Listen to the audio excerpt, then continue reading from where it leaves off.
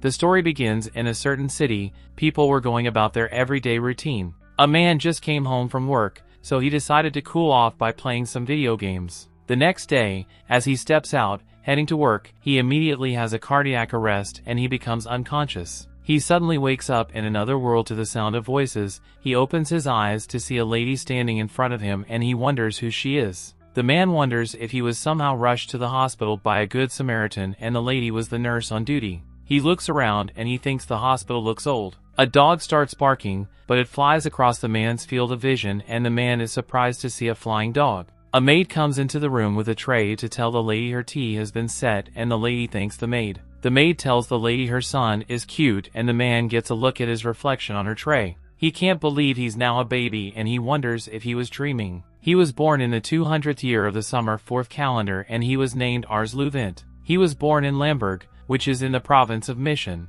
3 years later, Ars has now grown considerably. He was in the study when a maid knocked on the door and he invited her in. She tells him she brought him some tea and he thanks her for it. He realized that he lost his life in his previous world and he was reincarnated as someone named Ars Louvent. Since his birth, he was able to master reading and writing skills, which made him knowledgeable about the new world. He knows he was born in the Summer 4th Empire, but he had never seen a map like that, which made him realize he was no longer on Earth. He also discovered there was a technique known as magic that people use to conjure mysterious phenomena. He thought the world was just like a game. The Louvent family he was born into was a noble household and they were in charge of managing a small region called Lamberg. Their house was so big and beautiful that Ars thought it was a castle. They had a lot of servants to always look after them, and a live-in chef who made delicious meals for them every day. Ars was glad he was reincarnated into such fortune. Since his birth he also learned that he possessed the power that nobody else did. Ars walks into the training room,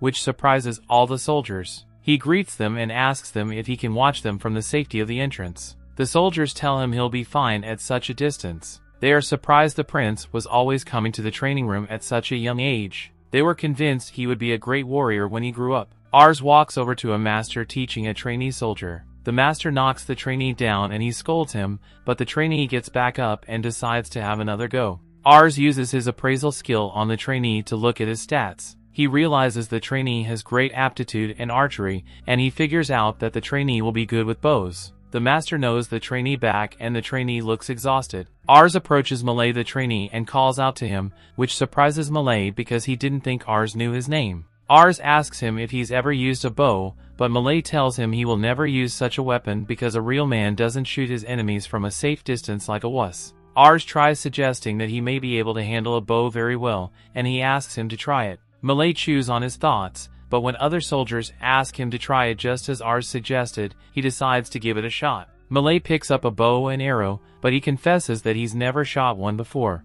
A soldier suggests he goes closer to the target to reduce the risk of hurting others, but Ars is confident he can hit the target from his position. Malay notches the arrow and he aims the bow at the target. He lets the arrow fly and it hits the bull's eye. They think it was pure dumb luck, so they asked him to try again. Malay shoots several arrows and they all hit the bull's eye. All the soldiers around him tell him he was born to be an archer, and Malay conveniently realizes that using a bow isn't so bad, since all is fair in war. The soldiers wonder how Ars was able to figure out that Malay will be good with a bow, and he tells them it was his instinct. The soldiers are impressed by this, but Ars knows if he told them the truth about his appraisal skill, they wouldn't believe him. Though his ability was the real deal, he was not able to use it on himself, which he wasn't very happy about. During dinner time, Ars was impressed with the meal prepared by the chef. He was about to dig in when his father called out to him. His father tells him he was informed of how Ars discovered Malay's talent with a bow and he was impressed. Ars was a bit scared of his father because he always looked so angry.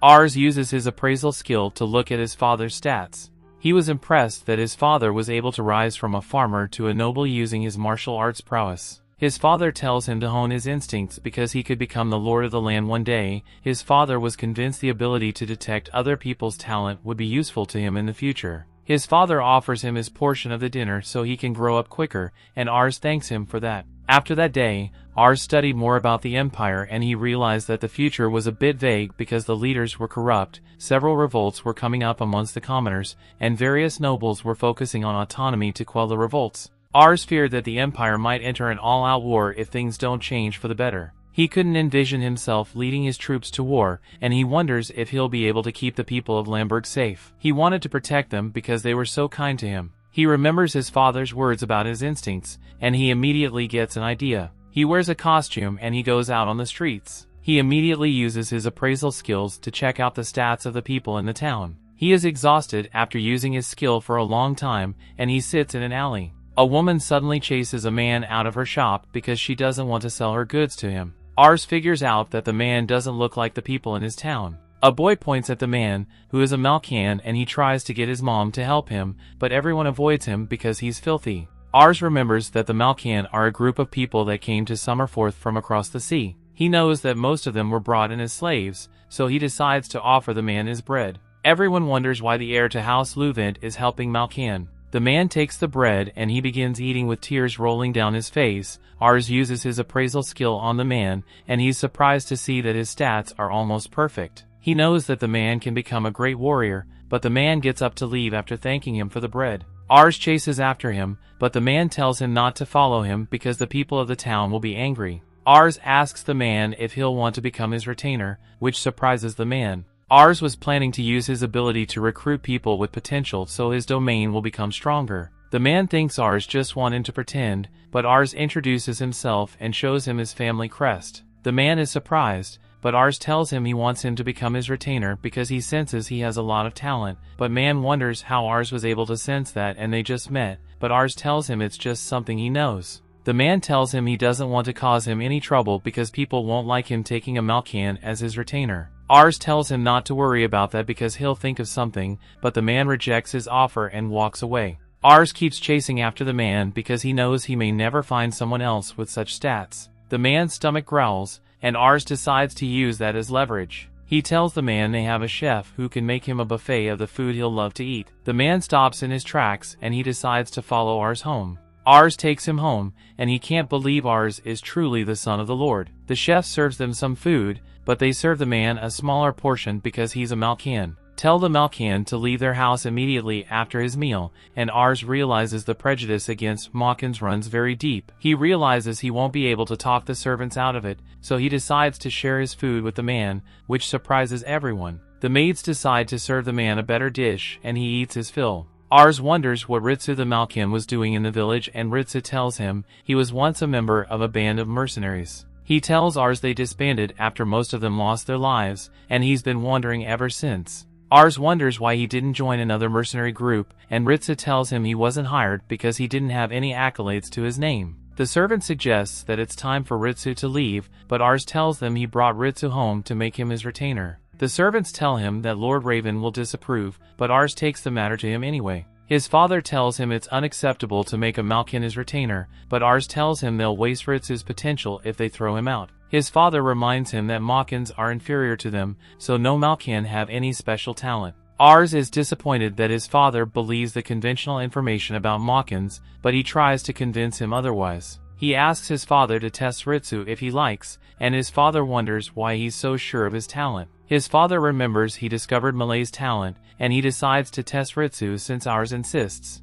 He tells Ars he'll employ Ritsu as a soldier if he turns out to be talented, and Ars thanks him for this. His father tells him the test will be a mock battle between him and Ritsu will be employed if he's able to beat him. Ars tries to convince his father that Ritsu is no match for him because he's so young, but his father reminds him that he said Ritsu was talented. His father decides to give Ritsu a handicap to make up for the difference in prowess, and he tells him they can proceed since he understands the terms. They walk out of the room and Ritsu wonders why Ars is trying so hard to make him his retainer. He thinks Ars is showing him pity, but Ars wonders if he doesn't want to become their retainer. He tells him he can call it off if he wants, but Ritsu tells him it's the best offer he's received in his life. He thinks the offer is unbelievable because Malcans are usually persecuted everywhere they go. Ars tells him he needs him because he's going to become the lord of the land one day and he'll need Ritsu by his side. Ritsu assures him that he'll do his best. Ritsu goes into the training room and the soldiers realize he's a Malcan. Ars's father asks Malay to prepare their swords, while Gratz brings an hourglass. He tells Ritsu to pick up a sword, and he tells him if he can land a single blow on him before the time runs out, he wins. Ars thinks Ritsu has the odds in his favor. Ars's father tells Ritsu to introduce himself before they duel, and after Ritsu does so, he introduces himself as Lord Raven. The duel begins and Lord Raven strikes first, but Ritsu gets out of the way in time. He's convinced he'll have been sliced in half, even if they're using practiced swords. The duel continues, and Ars realizes that Ritsu doesn't stand a chance, but the soldiers are surprised that he's able to hold his sword against Lord Raven. Though Ritsu was keeping up with Lord Raven, he was not able to land a hit on him. Lord Raven lands a hit that sends him to the ground, but he gets back up. Lord Raven reminds him that he has little time left, and Ritsu remembers Ars saying he needs him. He decides to go all out and he rushes at Lord Raven's. He slides under and then uses the sunlight to his advantage to try to land a hit on Lord Raven, but he blocks just in time. Lord Raven announces that the battle is over, but Ritsu looks back to see the hourglass still running. Everyone realizes that Ritsu was able to graze Lord Raven's, and they wonder who he is. True to his word, Lord Raven decides to employ him as a soldier, and Ars runs over to congratulate him on his employment. Lord Raven tells Ars his ability to sense people's prowess is top tier, and that he's confident Ars will fare well in the upcoming chaotic age. He's confident Ars will make a great lord someday. Meanwhile, all the soldiers wonder how Ritsu became so strong, and they flock around him hoping to learn his secret. Later that day, Ritsu changes into his new clothes and he promises to repay his debt to Ars with his life. The story continues. It has been several months now since Ritsu began working in the Louvent house. He trained with the soldiers each day, and all the soldiers were amazed by his skills. Though he was partaking in the war, he always stayed beside Ars. His intelligence skyrocketed after he started taking lessons, and after some time Ars used his appraisal ability on him. He was impressed to find out that Ritsu is now the most intelligent person in their house. Everyone quickly accepted Ritsu after they got to know him more and saw how gifted he was. The maids in the house were pleased to have him around, and they were also impressed by his skills and intellect. Ritsu approaches Ars and he asks him for a new lesson for that day. Ars agrees to help him study. Ritsu reminds Ars that their previous lesson covered the activities of the Summer Fourth Empire, whose aim was to reunite the 7 original nations. Ritsu recalls that Ars told him that Ansel, which is geographically isolated from the other regions, was involved in commercial activities with regions outside Summer Fourth. They did this to gain enough power to invade the other kingdoms in the Summer Fourth region. After Ansel conquered the other regions, the king of Ansel declared himself as the emperor and he named the region Summer Fourth. This was 203 years ago, and Ars confirms all that he has said. Ritsu continues saying the current Summer Fourth Empire is in decline because the current emperor is only 8 years old. This meant that his vassals were the ones with actual power, since the emperor was going to rule on his own. This spread corruption amongst the government, which led to revolts around the country. This made the dukes of each duchy ignore the empire as a whole and focus on autonomy. Though the current warfare isn't very intense, Ars is convinced there will be more severe conflict down the road, since his father is already forced to fight in the current conflict. Ars decides to use his ability to gather promising talents and prepare them for battle, even though he hopes that war doesn't break out in the future. Ars wonders where war will break out in the future, and Ritsu tells him it will probably start from the Mission region. He informs Ars that the Duke of the Duchy of Mission is very old and likely to meet his maker very soon. The Duke has 2 sons, and though the eldest is supposed to succeed him when this happens, the younger son seems more capable. The Duke was worried about who to pick as his successor in the case of his demise. Ritsu is sure that war will break out. If the Duke gives up the ghost before he decides his successor, war will break out. He's also sure war will break out regardless, even if the Duke decides, because both sons are power-hungry. Ars can't believe his ears, and he wonders who his father will side with if such an occurrence takes place. Ritsu informs him that his father will likely side with the eldest son, but he knows it's not his father who will make the choice. Ars realizes his father isn't a direct vassal to the Duke of the Duchy of Mission because he's a vassal of the Canar Head, which is where Lambert falls in. Ars realizes his appraisal ability could be useful in deciding who to side with if a war breaks out. Ars was worried because though his father is still alive, he was only a kid, and since he has only been able to scout Ritsu, he didn't want his father to fall in the minority. Ritsu tells Ars a lord can advance in rank if they play a big part in an active war. Ritsu sees that as a reason for them to continue doing their best to increase their strength, and he reassures Ars that he'll always be around to protect them. Ritsu realizes they need to scout for capable people, and he asks for Ars' assistance. Ars agrees to help him search for talented people, and Ritsu promises to accompany him. Ars and Ritsu walk out of the family house, and Ars is surprised to see his father out practicing. He noticed that his father has been practicing swordsmanship lately, and he wonders if his father is aware that a war is about to break out. Lord Raven notices Ars and he wonders if Ars is going into town.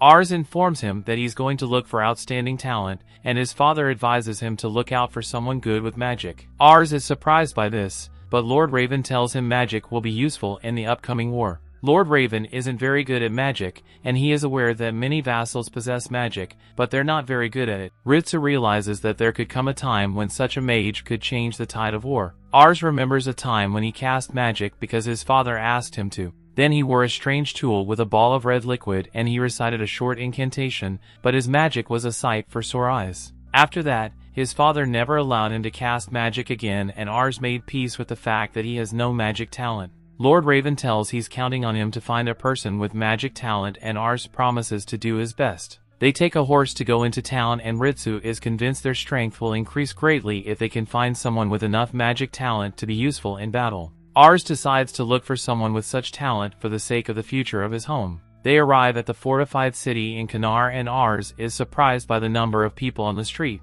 Ritsu informs him that the city is home to 50,000 people, and Ars is shocked because that's 5 times the people in Lamberg. He points out the Kanar castle, and he tells Ars the castle is home to the Pyre's family, which is the county chief's family. Ars notices a lot of wealthy people on the streets, and he hopes the people of Lamberg can one day live like that. Ars decides to use his appraisal skill, and he looks around trying to find someone with outstanding talent. After a while, Ars and Ritsu sit at a fountain, and Ars is bummed out because he couldn't find anyone with outstanding talent. A person's ability values are divided into numbers and competency, so no matter the number of value, without competency a person cannot perform well. Ritsu reassures him that they still have time to find someone with talent, since they just begun their search. While Ritsu is following the city map, Ars stops by an alleyway with beggars. Ritsu is telling him about a landmark, but he notices Ars is looking at something else. He approaches Ars, and he looks into the alleyway. He informs Ars that there will always be beggars as long as there are rich people.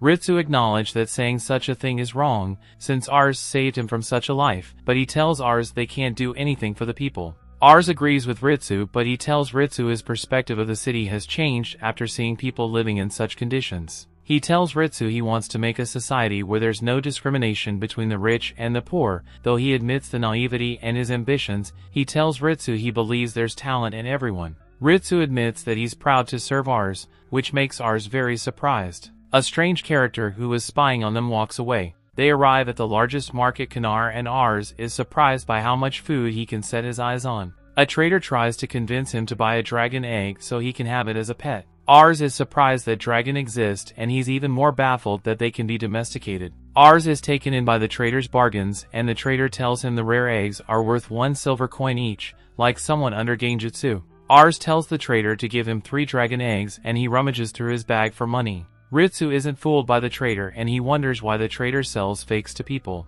He interrogates the trader with a sword, and the trader tries to feign innocence, but Ritsu is having none of that. Ritsu knew the city was no longer in trade with the continent where eggs could be found. He tells the trader the eggs are genuine because the dimensions and color are not the same as the ones he read about in books. He's convinced that the eggs are lizard eggs that the trader made out to be dragon eggs, but the trader denies it. Ritsu is about to take the life of the trader for trying to fool Ars, and the trader begins saying his last prayers. Ars intervenes and begs Ritsu to spare the trader because he is not buying the eggs anymore. Ritsu apologizes for acting without caution, but Ars thanks him for saving him from being scanned. He wonders if the other trader will fool him just like the egg trader. He decides to become more knowledgeable so Ritsu doesn't end up ending someone's life. They decide to keep looking for talent, but they take a lunch break after a while. Ritsu cautions Ars to eat slowly as he hands him a steak, but he suddenly notices a stall selling candy. He rushes over with some money and he asks the vendor to give him some, but someone bumps into him and relieves him of the weight of his pouch of money.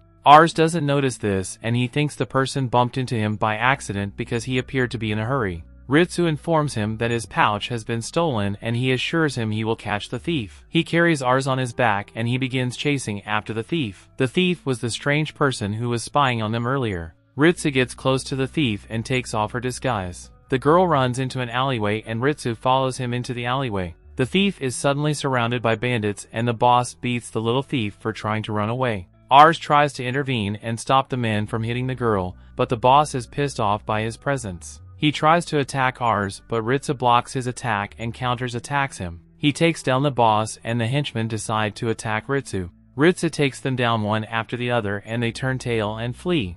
Ars wonders if the girl is alright and he uses his appraisal ability on her. He discovers that she has an S-tier mage ability and a very high prowess. He sees that the girl is named Charlotte and he's surprised by her abilities despite her young age. Ars realizes that her magical power is off the charts, though she's not very skilled in other combat forms. Ritsu approaches Charlotte and tells her to return Ars's pouch, but Ars asks her to become his vassal. Ritsu is shocked by this because he thinks she's just a common thief, but Ars informs him that her magic talent is phenomenal. Charlotte refuses his offer because she doesn't want to work for a kid of his status, and Ars is shocked. He tries to convince her to lend him her powers, but she tells him she's never used magic before. Ars tells her he can see she has an impressive magic ability, and he also realizes that she steals because she has a difficult life. He tells her she could live a better life if she becomes his vassal, and she tells him that's an opinion from a noble man's standpoint. She wonders why the nobles always look down on people like her.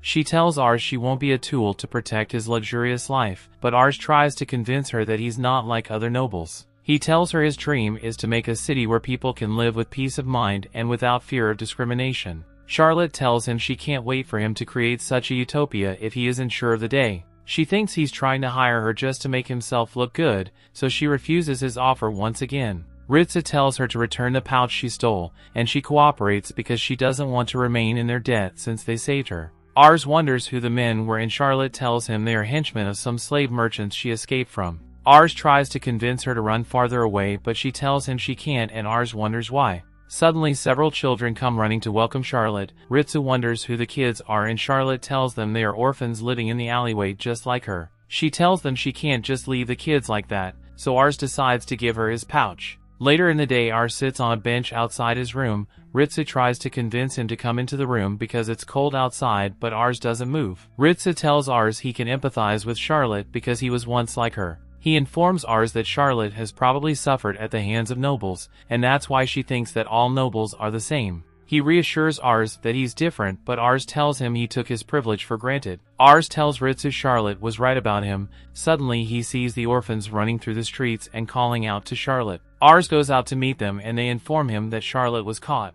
The story continues. We see the thugs throw Charlotte on the ground at their base and they beat her up for making their jobs a lot harder. They keep beating her, but Charlotte has since lost her feeling, which pisses off the thugs because she doesn't cry or call out to anyone for help. The leader of the thugs warns his underlings to lay off beating Charlotte because she already has a buyer and he doesn't want to taint her face. He informs them that he doesn't want to get on his customer's bad side, and the thugs agree to stop beating Charlotte. They suddenly notice a pouch next to Charlotte and they think it's one of the pouches she stole from people on the streets. They pick up the pouch and they notice it contains a lot of money, but Charlotte takes the pouch back and tries to run away. The thugs catch up to her and suppress her, trying to prove that she won't be getting away from them. Charlotte remembers the faces of the children in her care and all the things the money in the pouch can do for them. The thug leader informs her that there's no use running because all that awaits her is a life of misery. He tries to convince her to accept her new reality and put all the blame on her parents who abandoned her, but someone suddenly takes down the thug guarding the door. The door breaks in and the thugs wonder who's interfering with their business. Ritsu walks into the room and the thug recognizes him from their fight in the alley. The things tried to take Ritsu down, but he takes down whoever rushes at him. The thug leader decides to stop the remaining thugs to stop engaging Ritsu, and Ars rushes in wondering if Charlotte is okay. She wonders what he's doing at the thug's base, and the thug leader can't believe Ars is so confident that he can get away scot-free after breaking down his door. Ars uses his appraiser ability to reveal the thug leader's name as Albert, and he wonders if he's a slave trader. Albert is surprised that Ars has recognized him and he figures out that Ars is a noble. Ars orders him to release Charlotte, but Albert informs him that he can't because Charlotte is merchandise to him. He tries to make Ars understand because he thinks he's like the other nobles who buy slaves from him. Ars approaches him and tells him he's not like other nobles. Charlotte asks him to back down, wondering why he's standing up for her, though he hardly knows her. Ars suddenly asks her why her eyes look so empty, because it's been on his mind ever since he met her.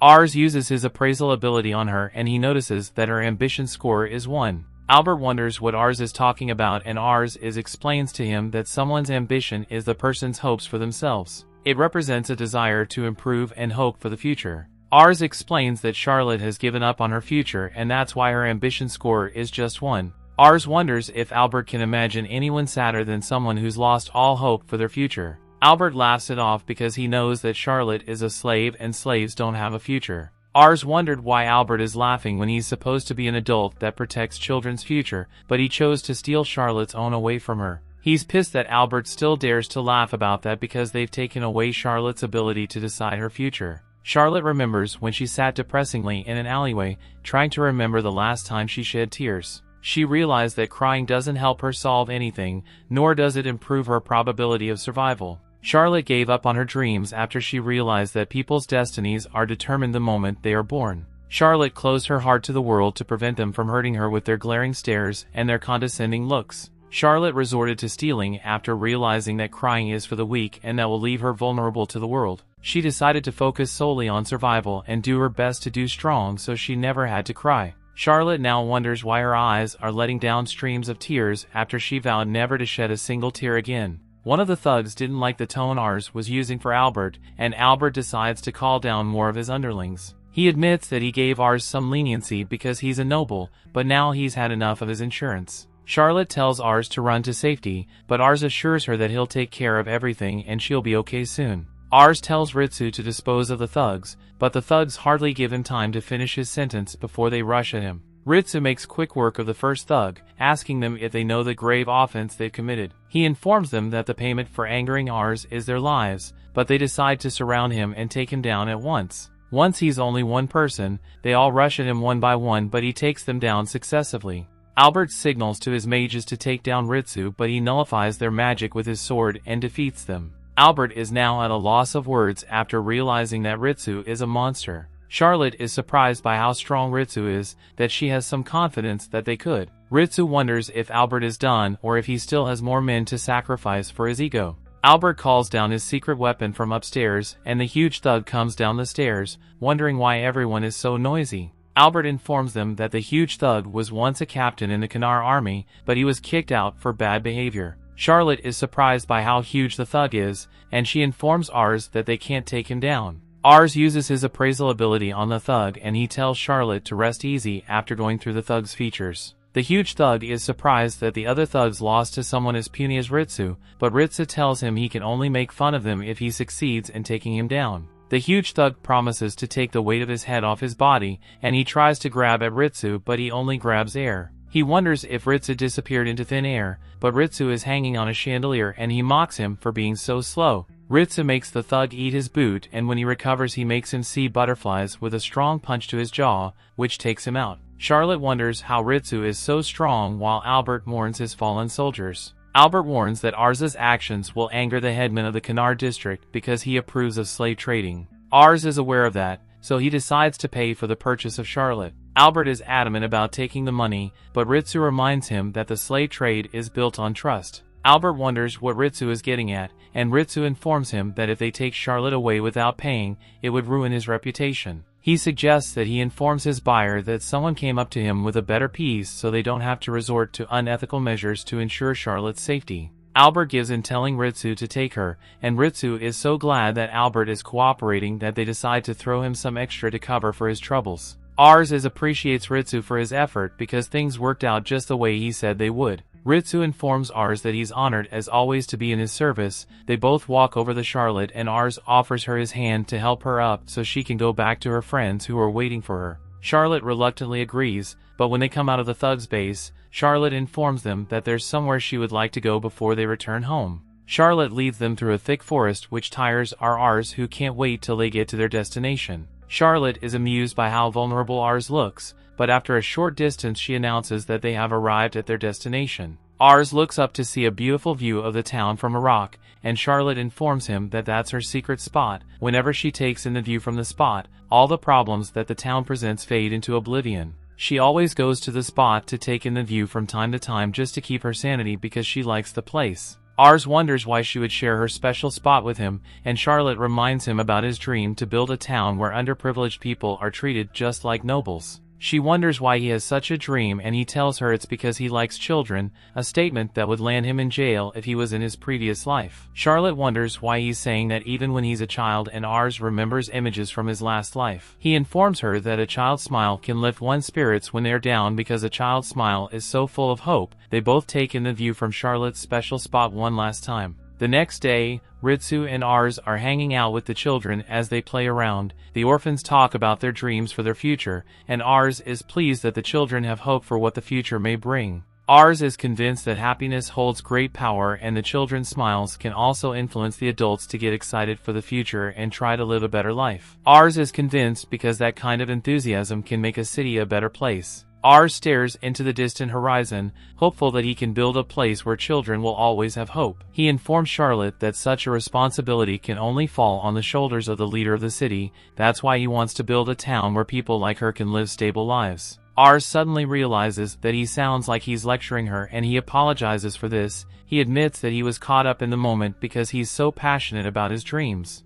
To his surprise, Charlotte agrees to go with him and become his retainer. Ars wonders if Charlotte won't worry about the children, but she informs him that the children are the reason she's going with him. She informs him that she wants them to have a future similar to the one he's describing, and Ritsu decides to confirm her magic ability using a magic item. Ars wonders where he got the item from, and he informs Ars that he borrowed it from a house they visited. Ritsu hands Charlotte the magic item so she can test her magic because he wants to see her magic ability for himself so he can fully take her as a comrade. Charlotte confesses that it's her first time using magic and she doesn't even know how to cast spells. Ritsu decides to show her how to cast a spell while Ars looks on with anticipation, wondering what someone with an S-rank aptitude is capable of. Ritsu informs him that she's ready, and she says the incantation that Ritsu told her. A huge fireball suddenly manifests in her outstretched palm and a flame bursts into the air. To the surprise of Ritsu and Ars, people in the town are also surprised by the spell. The magic item breaks from the magic overload, and Charlotte is happy with the power of her spouse.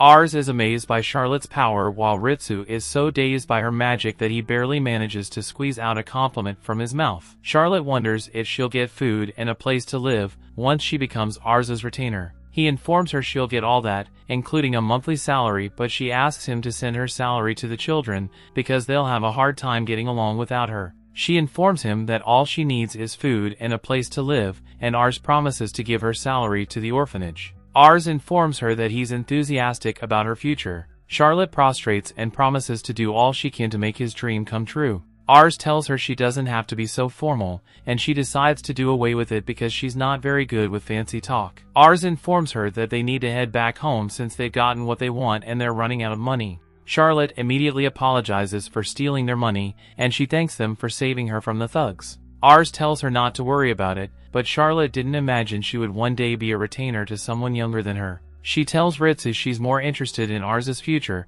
and Ritsu agrees with her. The next day, Charlotte goes to say goodbye to the orphans, and Ars is glad that he now has another dependable companion. Though he was glad that his house was now stronger, he was also feeling the pressure of having amazing people around him while being completely normal. Ars decides to stick to his dream and try his best to achieve it. On their way back, they stop to take some snacks, but Ritsu notices that Charlotte has bad table manners. He informs her she'll have to learn it if she wants to remain as Ars's retainer, but she tells him it's impossible. They arrive home, but Lord Raven refuses to acknowledge Charlotte as Ars's retainer because the battlefield isn't fit for a woman. Ars asks Charlotte to demonstrate her power to Lord Raven, and after seeing the result, he immediately accepts her into Ars Louvent. The story continues. We see 3 years later, Ars welcomes his father back home and explains that their domain lies in the Canard district, and because of it, they've been dealing with land disputes with the neighboring province. Therefore, his father has been dispatched there several times to solve the conflict.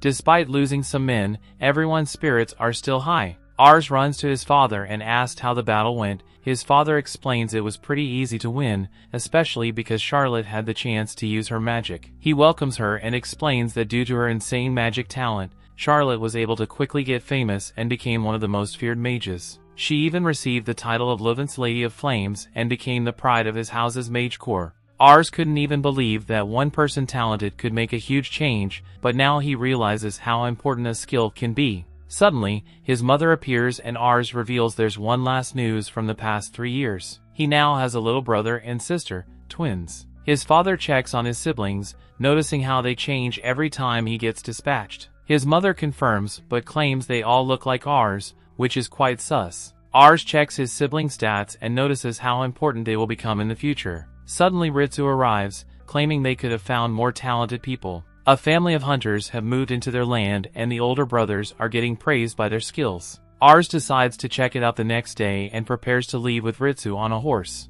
Ritsu explains the family lives in the woods, but Charlotte wants to know what he will do. Ars explains and she decides to join them as Ars' escort because it's her off-duty day. Ars is having the comfiest horse ride, but Charlotte thinks this is taking too much time. Ritsu explains it's her fault because she can't ride and they're forced to ride the same horse. Charlotte complains, mentioning that she and Ars are light and that Ritsu should get off and run. He refuses to because she's the one who insisted in coming with them. She claims that she wants to escort Ars, but Ritsu insists that he's capable of doing anything by himself. They continue to argue, with Charlotte mentioning that she is the one who can protect Ars because of her real battle accomplishments. However, Ars notices that he's breaking up his comrades while looking for new ones. As they continue, they see a boar passing by but gets shot down by an arrow. They're impressed by what they just watched and notice the two mentioned siblings. The siblings compliment each other while calling out their competition. Ritsu explains they must be the ones they're looking for. Upon noticing the group, the siblings apologize because they didn't notice them,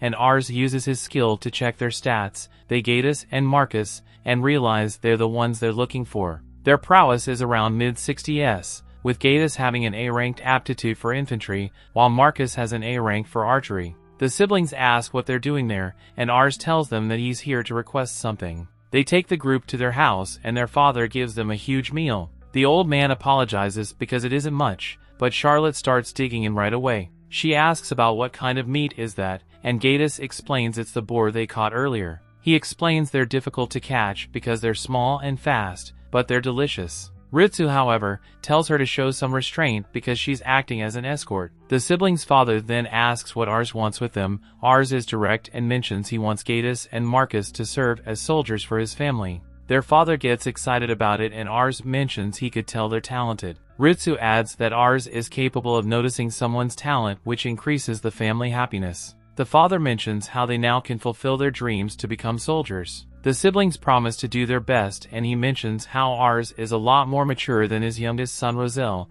who is a similar age. Ars becomes curious and explains that his younger son is quite inept. At the same time, the same kid sneakily enters the room and takes a loaf of bread. Ars asks where Roselle is, and Charlotte asks if that's him. They all notice him, and the father tells him to stop sneaking without greeting the son's lord. The kid turns around and is clearly too shy to greet someone properly. Ritsu notices how his hair is different compared to his brother's. Suddenly Ars' ability activates and he notices the small kid has huge potential. Not only his ingenuity can reach 109, but he also has several ranked skills plus an S-rank strategist. Ars can't even believe this ingenuity and thinks it's like a famous general who was reborn. He thinks Roselle is a monster and doubts that he will be able to find a higher stat in the whole empire. He knows that his stats are low because Roselle is only 5, but with proper training, he will become a brilliant retainer in the future. The father turns around and apologizes because Roselle is inept when compared to his brothers. However,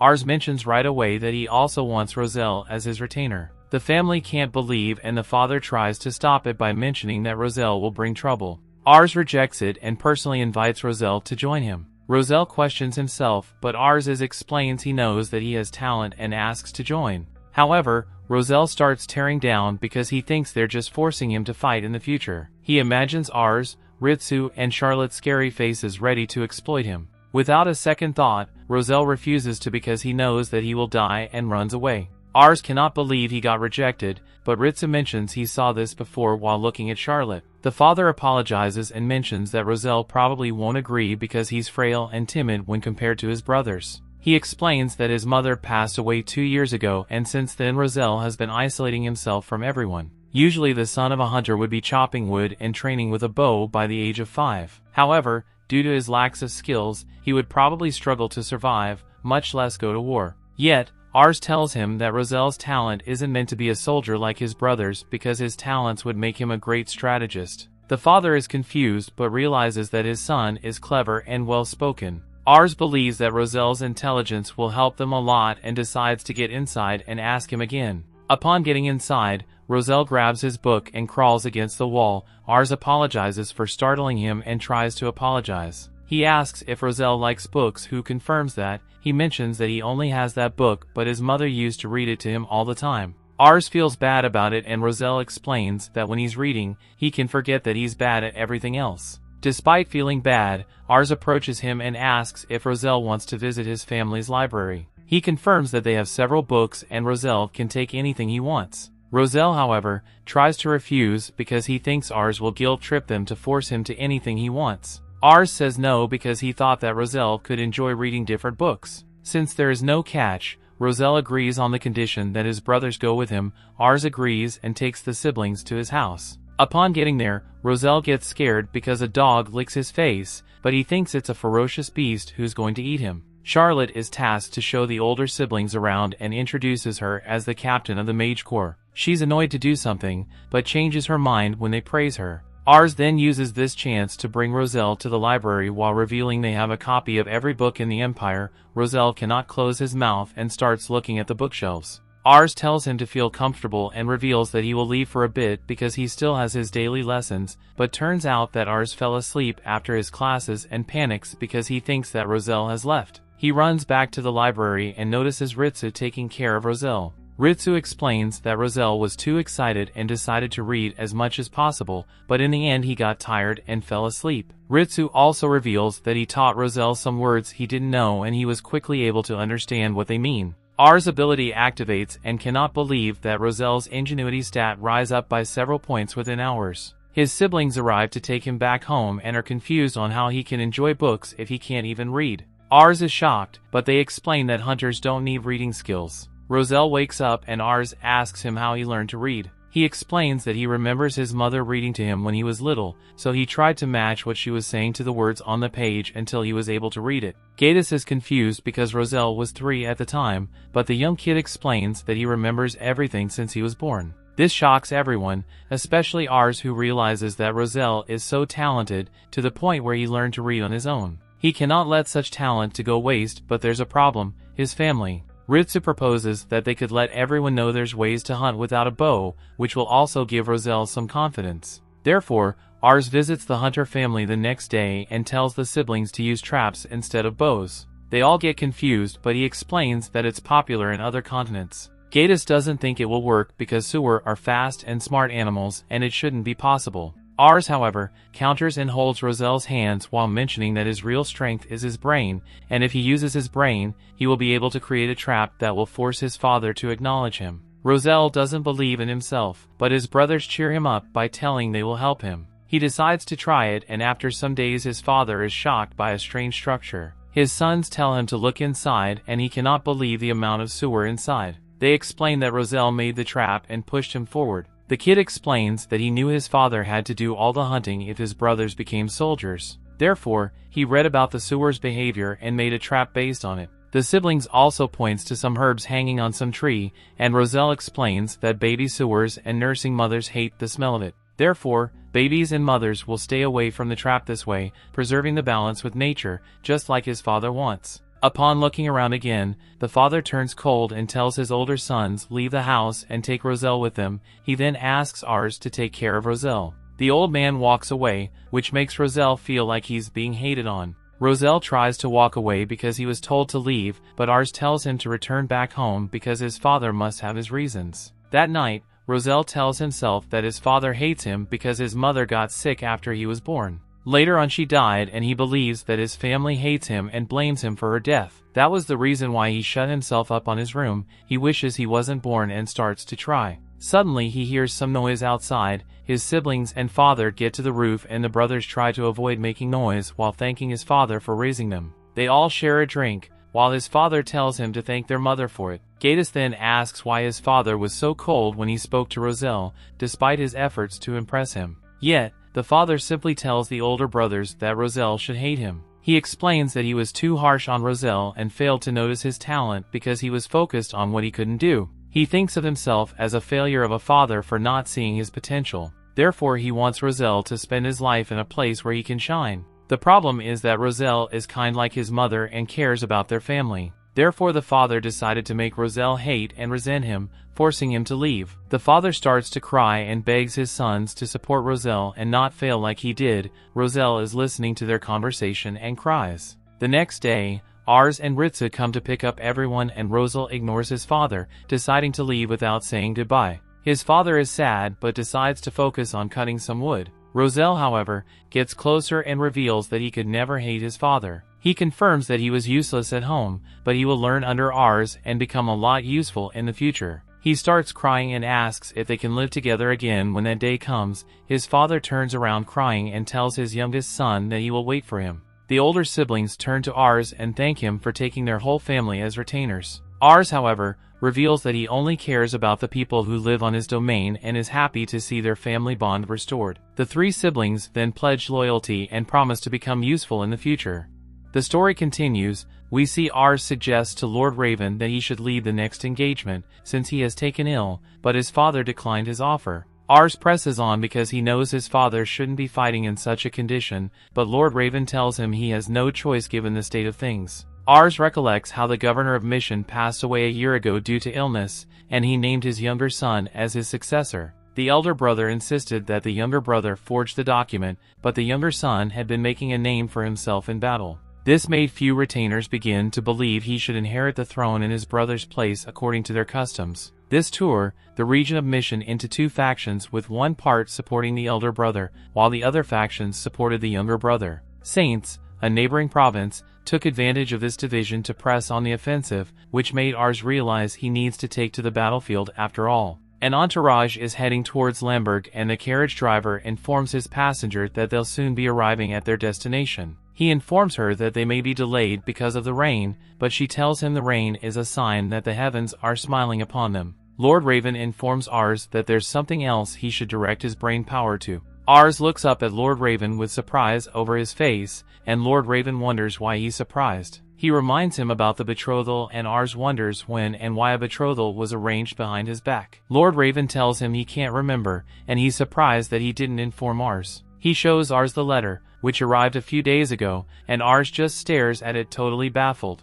Ars rushes to his room and he announces the bad news that his letter of betrothal has arrived. While everyone is surprised to hear this, Charlotte is disappointed that Ars isn't going to be spending the rest of his life with her. Ars tells her to cut out the joke because it's not the time for it, since he's just heard about the betrothal for the first time. A maid suddenly enters the room to inform him that someone claiming to be his fiancée has arrived to visit him. Ars' spirit almost leaves his body, but he calms himself and he goes outside to receive his visitor. He arrives outside as she steps out of her carriage, and he wonders what he should do now that she's around, because he didn't even have a girlfriend in his previous life. He keeps wondering what his fiancée will look like and how she'll act when she comes up to him. His fiancée arrives and she informs him that she's delighted to meet him as she introduces herself as Ligia Plaid. Ars can hardly speak as he pawns over her beauty, and while he's thanking his lucky stars, he uses his appraisal skill and he notices that she has a diplomacy score of 100 and an ambition of 80. She suddenly looks so terrifying to Ars because he wonders why such a timid and gentle person will have such a high ambition. Ars's gears suddenly begin to turn and he thinks Ligia is just putting on an act to try to get on his good side.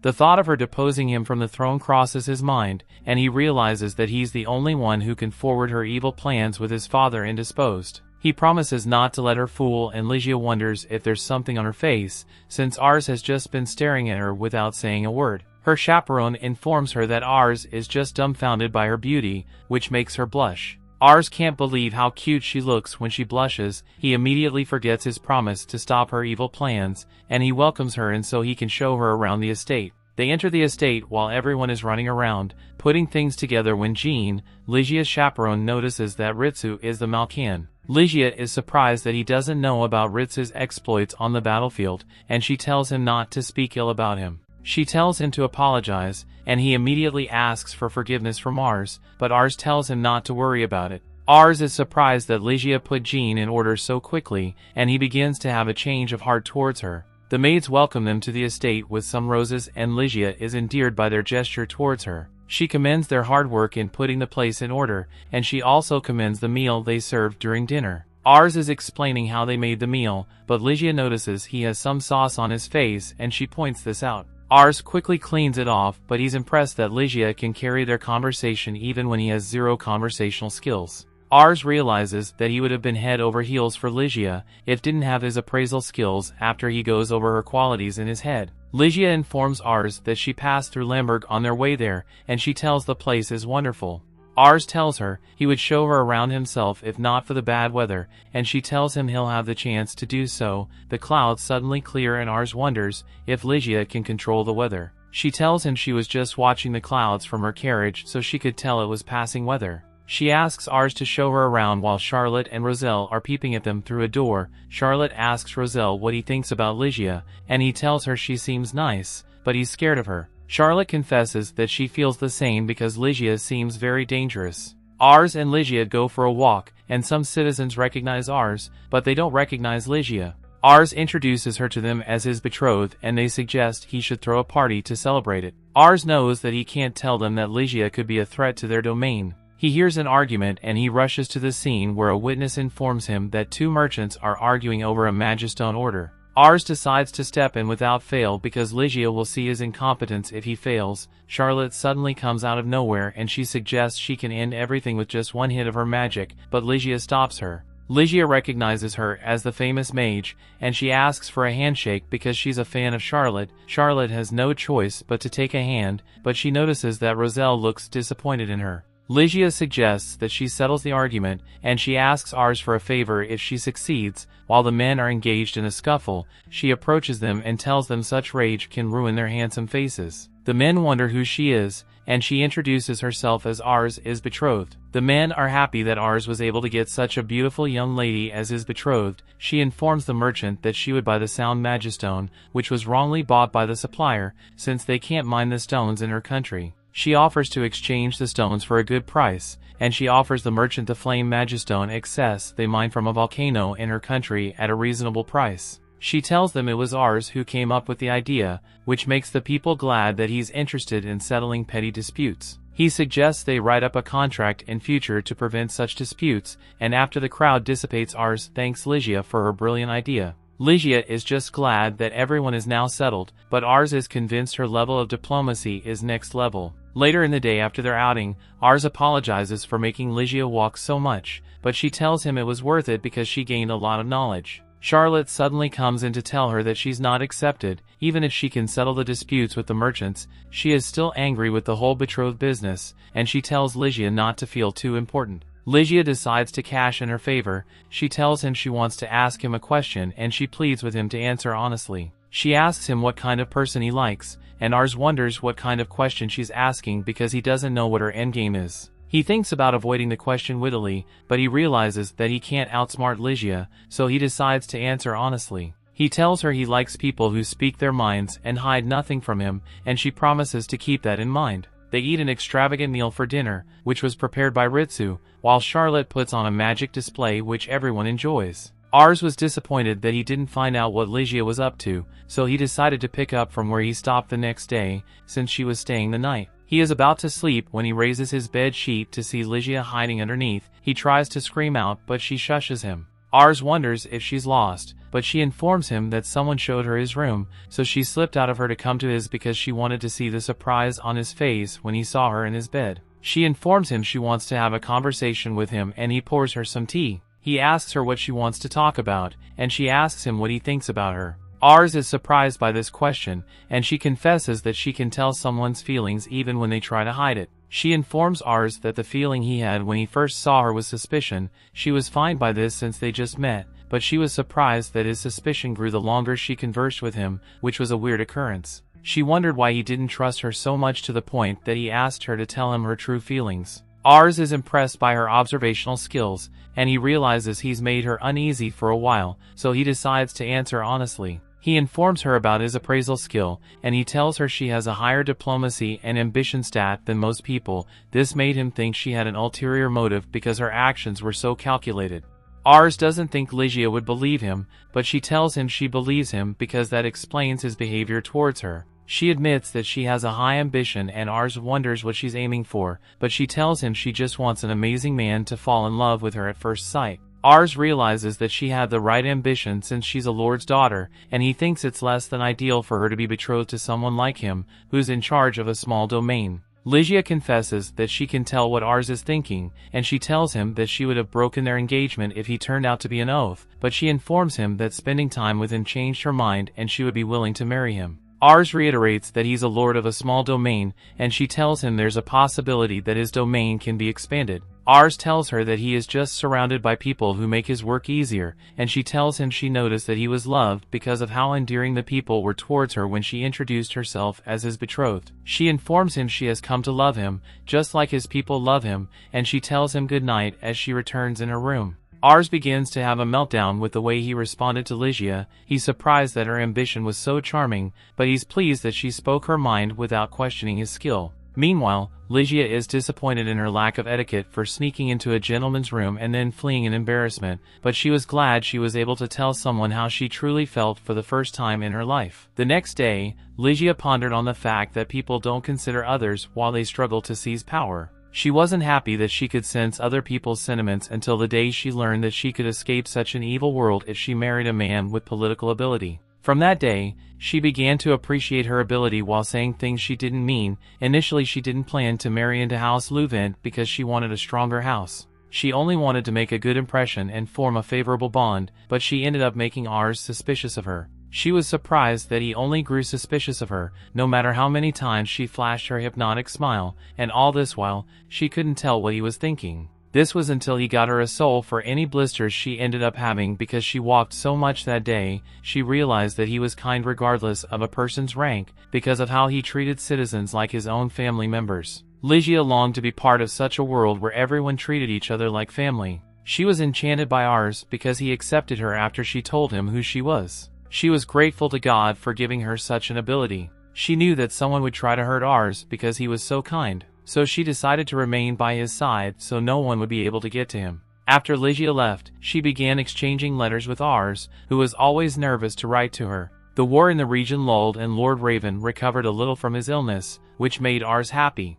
The story continues. We see Ars was now also convinced that he wanted to marry Ligia, and he hoped life remained peaceful like this forever. Ars is informed by the family doctor that his father's condition has worsened and he's advised to prepare for the worst outcome. Ars realizes he's not been able to pay his father back for all he's done, so he says a silent prayer to heaven to spare his father's life and give him more time. Meanwhile, in the Arkantes castle, an assassin walks into the Duke of Duchy of Mission's throne room. When the Duke realizes he's in trouble, he tries to flee, but the assassin gets him from behind. The soldiers of the castle chase after the assassin and surround him before he's able to flee, but he jumps through the glass window, taking his own life. The soldiers are disappointed that they don't get to punish the assassin for his terrible act. Lord Raven is informed of this incident and he passes the news on to Ars and his companions. He asks Roselle what he thinks the incident will lead to, and he tells him the most probable outcome will be a breakout of war around the province. Lord Raven shares the same thought process with her because he thinks the sons of the Duke will start fighting over who will be the successor of the Duke. He envisions that the county chiefs of each county in Mission will have to choose between siding with Lord Couran, who is the older son of the Duke, or Lord Vasmark, who is the younger son of the Duke. He figures out that Lord Lumiere, who is the chief of Canard County, is likely to side with the older son, and he informs Ars they have to follow the chief's decision when the time comes. He advises Ritsu to be ready to depart from the castle at a moment's notice, because the chief is likely to call for a lord's meeting to determine their next course of action. Lord Raven tells them he'll also prepare to leave, but when he tries to get out of bed, his body fails him and he falls back down in agony. Later that day, Ritsu receives a letter from Chief Lumiere and he presents it to Ars, who reads the letter. Lord Lumiere wants them to come over to Canard County in 3 days and Ritsu offers to go in place of Lord Raven with Charlotte. Since he was feeling under the weather, Ars declines his request because he wants to represent his father himself. On the appointed day, Ars arrives in Canard with Charlotte and Ritsu as his escorts. Ars was nervous because he didn't know the kind of person he'll be dealing with as the county chief of Canard. They head into the city's gate, where a guard is standing to check the people coming into the city. Ars approaches the guard and introduces himself to him. He shows him the letter of invitation from the chief of the county of Canard, and he explains that he's visiting the city on behalf of his father. The guard confirms that the letter is genuine, but he wonders if Ars is really from the Louvent family because he didn't envision they'll send a child to replace them. Charlotte wonders if the guard is doubting their authenticity, and the guard recognizes her as the flame princess of the Louvent family. The guard quickly also recognizes Ritsu as the Grim Reaper of the Louvent family, and Ars is surprised by the unorthodox nicknames given to his escorts. Ritsu informs the guard that he doesn't like the name because it makes him out to be a dangerous person, but Ars knows that the name fits his persona because he's indeed dangerous. Ars convinces the guard to let them through since he knows who they are, and the guard obeys. He lets them through the gate and leads them to the castle. Ars looks around nervously as they walk through the castle, and Charlotte notices that he's nervous. She points this out to him and he apologizes for losing his nerves. They are welcomed by Minas Renard, the vassal of Lord Lumiere, and Eris introduces himself to Minas, telling him he's come in place of his father. Minas figures out that Lord Raven is truly ill and he prays for his speedy recovery. Ars uses his appraisal skill on Minas and he notices that he has high average stats, which makes him a good all-rounder. Minas tries to convince Charlotte and Ritsu to come over to Kanar Castle because he's heard about their exploits. Ars is surprised by the sudden proposal, but Ritsu and Charlotte turn him down because they've already sworn loyalty to the Louvent family. Minas is disappointed that he didn't get to them early enough, but he's glad they are serving in a nice family. Ars thanks him for his compliment and Minas tells them it is time to meet the other lords so they don't keep them waiting. He leads them to the door of the meeting room, which Ars opens up and they enter. Ars introduces himself to the lord and he informs them he's representing his father Lord Raven, who is the mayor of Lamberg.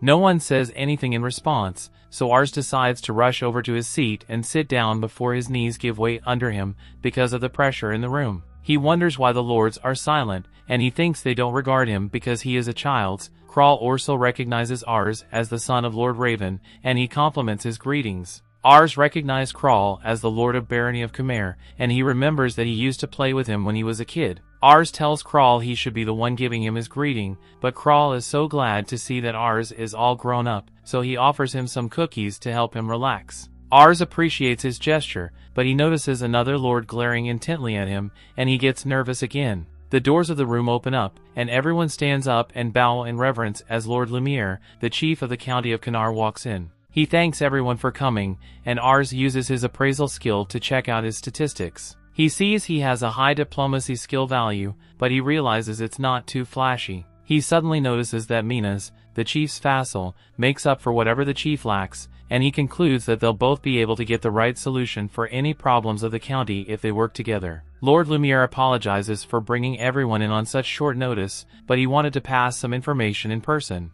He tells them that war is bound to break out now that the Duke of Mission has been assassinated, and he tells them the county of Kanar will side with Lord Kuran, the older son. Lord Lumiere asks for any objections to his decision, but everyone present agrees with him. He also informs them of rumors that the Duchy of States could seize the opportunity to attack them, and he advises them to prepare their forces for the coming war. While the other lords are sending messages to their territories, Ars just keeps sitting in his seat because he's so nervous. Lord Lumiere walks up to him and Ars apologizes for his rudeness, but Lord Lumiere only wanted to extend his greetings to Lord Raven. Ars thanks him for his concern, but Lord Lumiere praises him for representing his father well, despite being just 11 years. He knew Lamberg had a high military strength despite being a small territory, and he tells Ars to do his best in the coming times of war because he's counting on him. He extends such expectations to Ritsu and Charlotte too, and they all assure him they'll give their best. Lord Lumiere walks away from the meeting, and they all make a silent promise not to fail him.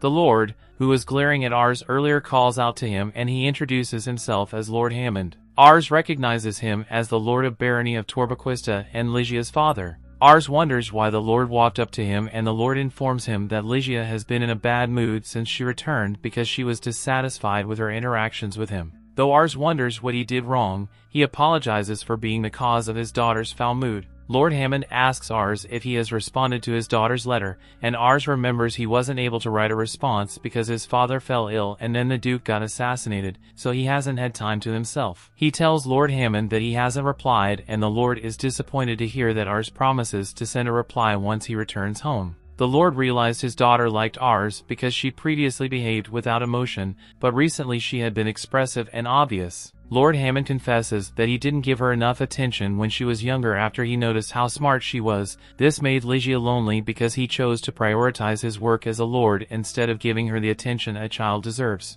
Lord Hammond was just hoping Ligia could be happy because she witnessed different quarrels between aristocrats and their territory when she was younger, which gave her a hard time. Lord Hammond knows he's to blame for this, but he couldn't help glaring at Ars for toying with his daughter's feelings. He apologizes for this because he recognizes Lord Raven as a fierce warrior and he can rest assured that Ligia will be safe with his son. That's why he gave her permission to marry him. He pleads with Ars to take care of his daughter, and Ars promises to do his best to make her happy. Lord Hammond walks away and Ars realizes he cares about his daughter. They return home and Ars informs Lord Raven of the information passed at the meeting. He's not surprised with Lord Lemire's decision, but he tells Ars he didn't expect him to go to the meeting in person. Ars thinks his father is displeased with his actions, but he gets a complimentary pat on the head as his father commends him for his maturity. He thanks his father for the compliment, and he proceeds to his room to write a response letter to Ligia. He tells her the reason he couldn't write back to her immediately, but he also informs her that he met her father. He hoped their families would be able to work together during the war, but he was worried about her welfare now that tensions were high. He remembers his promise to her father to win the war so he can protect her. So, the next morning, he decides to train with Ritsu. Ritsu knocks him down, but he gets back up to his feet to continue because he wants to be able to do the bare minimum when war eventually breaks out. Ritsu advises him to rest since they've been training all morning, but Ars urges him to continue because he's still in good condition. Ars is disappointed that he wasn't getting better while everyone else was improving. He remembered the disastrous result of the mock battle. He led some troops to which made him realize he doesn't have any practical experience of war. He recalled how he flinched when he saw soldiers approaching him, and though he was sure Ritsu and Charlotte would help him, he didn't want to destroy the troops' morale on the battlefield by his lack of confidence. He knew that it would be pointless to lead an army of powerful people if he was weak. Roselle suddenly runs up to him and informs him that the Lord of the Barony of Khmer is asking for their help because the Duchy of Scythes sent an invasion force to their territory. Ars remembers that Lord Kral is in charge of that territory, but Ritsu figures out that they can't stay out of the battle because they're close to Khmer and they'll be next on the invasion list. Ars realized it was time for him to go into battle because his father was in no condition to lead the troops. He gets the jitters, but he informs them that he'll be leading the troops and he asks them to assemble in the courtyard. Ritsu promises to help him win his first battle. After the troops gather, Ars begins to give them the infamous war speech, but his father suddenly cuts him off because he's not old enough to go to war. Lord Raven decides to lead the troops, but Ars reminds him that he's sick and can't go to war. Lord Raven tells Ars he'll give his life to protect the future of the county of Kanar. Ritsu tries to make a case for Ars, but Lord Raven tells him to stay out of it. Ars tries to convince Lord Raven that they'll win because he has Ritsu and Charlotte by his side, but Lord Raven tells him the problem is that Ars doesn't have the warrior face. Lord Raven realizes that Ars doesn't know what he's talking about, so he asks his soldiers to bring out a criminal for his execution. He tells Ars the criminal has committed heinous crimes, but his illness delayed the execution. He tells Ars to watch as he executes the criminal, and he promises to recognize Ars as a warrior and let him lead the troops into battle if he remains calm. Ars wonders how his father expects him to remain calm when a man is being executed in front of him, but the criminal tells him he gets the best feeling when he takes innocent lives, just like Ars's. Lord Raven gives the order to carry out the execution, and though Ars tries to keep his cool, he gets nauseous and he throws up. Lord Raven concludes that Ars cannot lead the troops, so he decides to lead them himself. Ars's companions rush over to his side to comfort him, but Lord Raven tells them to follow him because they need to head into battle. As they walk away, leaving Ars on his knees, he realizes that he's truly not ready for war. The story continues. We see at the conflict boundary, Lord Raven gallantly leads his men through the battlefield, taking down scores of enemies. He rode valiantly on his horse, leading the charge of the soldiers with Ritsu riding beside him, filing down the enemy soldiers like Lego figures. Roselle stayed safely behind enemy lines as the tactical mastermind, directing the advancement of infantry soldiers and the archers. He gave them the order to group off and fire long shots at the enemies, taking down most of the enemies on the front line. Charlotte was also moving together with the army, easily taking down the enemy soldiers with her overwhelming magic and breaking through the fortress. Lord Raven and Ritsu continued to fight on the front lines, breaking through the enemy's formation and charging forward. Though Lord Raven was still sick, he wasn't deterred by this and his resolve to win the battle remained strong. As he continued to charge forward, though the enemy outnumbered the Kanar army 2-1, the Louvent army was able to take the fortress thanks to the leadership of Lord Raven. The battle lasted for over a month and Lord Raven was only able to return to the Louvent family house 4 days after Ars's birthday. The battle party returned with the soldiers having long faces as they were carrying an unconscious Lord Raven on a stretcher. Lady Sophia is tending to Lord Raven as he lies on his sick bed, but she's worried about him. The children are also worried, and they wonder if Lord Raven will pull through, but Lady Sophia reassures them. Ars proceeds to welcome the war party consisting of Ritsu, Roselle, and Charlotte, and Ritsu wonders if Ars somehow injured himself. Ars tells him he got some bruises from training and he shouldn't worry about it. He asks them how his father is doing, and Ritsu informs him that though Lord Raven performed admirably in battle, his sickness caught up with him after the battle and he collapsed. He informs Ars that the Lord Raven isn't in good condition because the long battle took a toll on him, combined with his bad health. Ars blames himself for forcing his father to go into battle, but they tell him it's not his fault because Lord Raven's health was already compromised. Ars thanks them for their kind words, and he tells them to keep him updated about his father's health. Ritsu wonders where he's going and Ars informs him that he's going for more training, which surprises Ritsu because it's very late. Ars tells him he doesn't mind training, even if it's late, and he walks away. Roselle wonders if Ars is okay, and Charlotte informs them that Ars undertook day-long training while they gone. She hopes he doesn't work himself up to the point he becomes bedridden, just like Lord Raven. They suddenly hear a knock on the front door and they wonder who could be visiting at such a strange hours. Lady Ligia walks in with her chaperone, looking for Ars, and Reeds wonders why she came so late. She informs them that she's concerned about Ars because they've been exchanging letters, and she noticed a change in his letters since the conflict started. She tells them his words seemed more distant in the letters because they lacked the emotion they once conveyed, which alarmed her. She asks them if he's doing all right, and Ritsu tells her not to be offended because there's a good reason behind it. Ligia tells him she's worried and not offended, and she asks him to tell her what is going on. Roselle and Charlotte convince Ritsu to spill the beans, and Ritsu decides to tell Ligia everything. He explains that Ars is struggling with emotions of inadequacy since he was asked to stay home while they were at war. He also informs her that he feels guilty for the worsening of Lord Raven's condition, which makes Ligia ashamed that she wasn't able to help Ars in his time of need, despite being his betrothed. She asks Ritsu for Ars's location and he tells her. She heads over to the training room where she can overhear the training going on behind closed doors, which makes him hesitate about entering. She opens the door slightly and enters the room partially, but when she tries to call out to him, he's knocked down by his trainer, who advises him to stop training for the day and resume the next day. Ars insisted that they need to keep going because his father just fought a battle in terrible conditions, and he needs to match such a resolve so he can protect everyone. Ars gets back to his feet and continues his training while Ligia silently backs out of the room and closes the door. Ritsu wonders if she wanted to speak to Ars, but she realized that it's not the right time to speak to Ars. One of the maids comes running and informs them that Lord Raven has regained consciousness. They're overjoyed by this news, and they decide to inform Ars, but the maid tells them Lord Raven wants to speak with them first. They go to visit him in his room and he apologizes for causing them trouble, and Charlotte wonders why Lord Raven is acting so different. He tells her he's not currently speaking to them as their lord, and he asks them how they're enjoying their lives in the Louvent castle. They confess that their lives are better than they were before, but he tells them that he doesn't have much time left, which surprises them. They don't believe him, but he tells them he knows his body more than anyone. He decides to use the opportunity to tell them that he didn't know what to make of them when Ars first brought them in, since Ritsu was a Malcan, Charlotte was a woman, and Roselle was just 5 years old. He commends them for becoming pillars, who upheld their domains since then, and he thanked them for being pivotal to Ars Louvent. He decides to ask them a favor concerning Ars,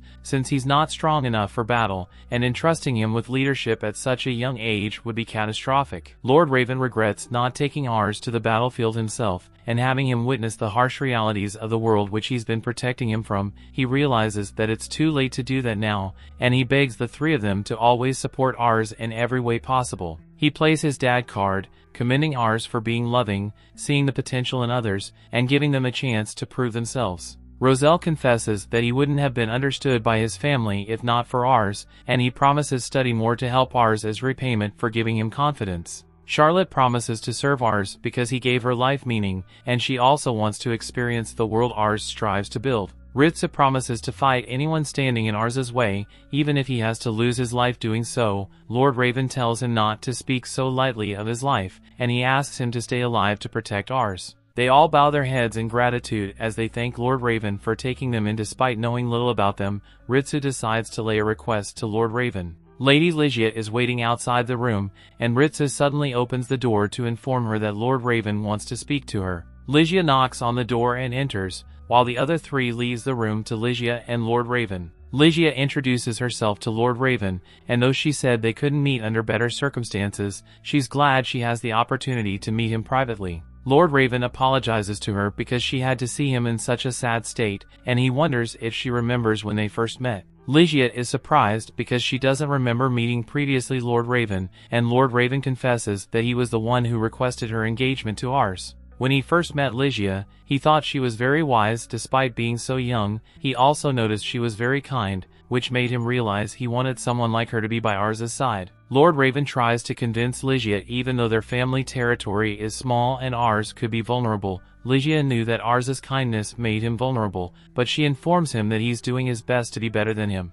Lord Raven realizes she's fallen in love with Ars, and he's rest assured that Ars is in safe hands. He tells her to call Ars into the room, so she steps out of the room and informs them that Lord Raven wants to speak to Ars. They decide to go to the training room to inform Ars, but Ligia calls out to Ritsu to thank him for his kindness. Ritsu remembers his time with Lord Ravens, and he's filled with sadness and overcome with grief because he didn't think the world was so cruel. Ars knocks on the door to Lord Raven's room, and he rushes in, grateful to see his father has regained consciousness. Lord Raven apologizes for calling Ars in so late, but Ars informs him that he did a lot of research on his illness while he was away, and he found some remedies he wants to try. He also tells Lord Raven about a skilled doctor in the province, but Lord Raven was impressed by how much Ars has grown in such a short time. He informs Ars he was around his age when he first decided to become a warrior. Lord Raven wasn't born in Lamberg, but in a remote farming village in the Mission province, which was ruled by a tyrant who extorted the people, making them live in poverty.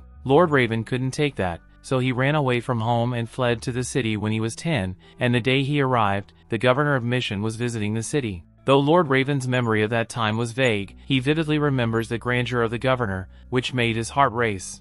That was when he made the resolve to become a man who could be a governor and lead many soldiers. He studied the sword and trained by himself. He fought battles with all his heart, which made him stand out among other soldiers, and he was appointed a domain by Lord Lumiere. Lord Raven can't believe how much time has passed since then. He saw his citizens as treasures worthy of protection, and he devoted his life to doing that. Lord Raven suddenly gets into a coughing fit, and Ars rushes closer to him to offer him some aid. Lord Raven knows that Ars feels responsible for his condition, but he informs Ars not to feel responsible because he chose to live like that. Lord Raven begs Ars to take care of everyone in his absence, which makes Ars very emotional, but he puts aside his feelings and he assures his father that he'll take care of everyone. Lord Raven can see that Ars's readiness has increased, and he apologizes that he has to be such a huge responsibility because he's his son. Ars tells him he's glad to be his son, and Lord Raven realizes that Ars is finally a man. He asks him how his relationship with Ligia is going because she's a force to be reckoned with. He informs Ars that Ligia was blessed with more of her mother's features than that of Hammond her father,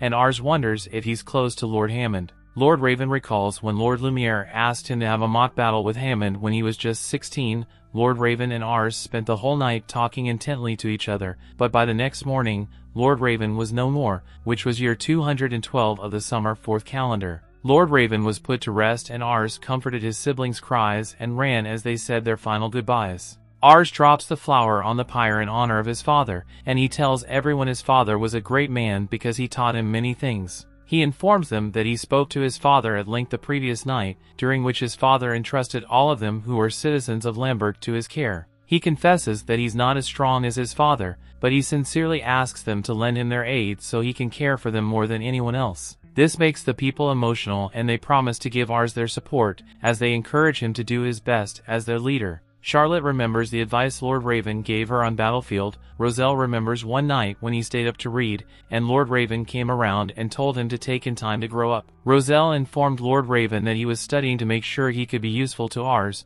but Lord Raven told him to take it easy because he has many years ahead, which made him grateful. Ligia remembers the advice Lord Raven gave to her the previous night and she gets emotional. Her feelings are conflicted because though she's emotional about the loss, she can't help but feel delighted to be present, to see him off to the world. Ars is grateful to everyone for their encouragement, and he prays to his father to keep watching them from above. Ars announces that he's now the leader of the Louvent house, and everyone takes a bow in reverence. The legend of House Louvent is about to begin in full swing.